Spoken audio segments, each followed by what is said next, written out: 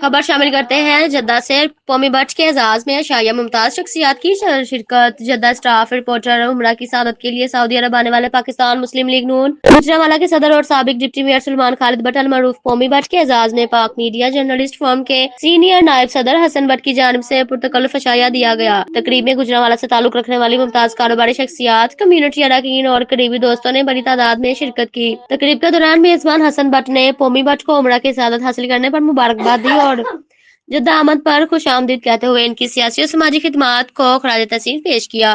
پاکستان مسلم لیگ نون سعودی عرب کے نائب صدر چودھری عبدالوحید نے بھی خصوصی شرکت کی اور کہا کہ قومی بٹ گوجرانوالہ کی سیاست میں مضبوط اور فعال کردار کے حامل رہنما ہے۔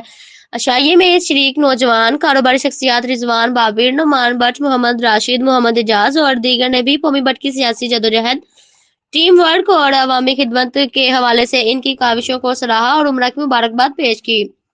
اس موقع پر سلمان خالد بٹ نے شرکاء کا شکریہ ادا کرتے ہوئے کہا کہ اوورسیز پاکستانی ملک کا قیمتی سرمایہ ہیں اور ان کی محبت اور خلوص ہمیشہ یاد رکھا جائے گا۔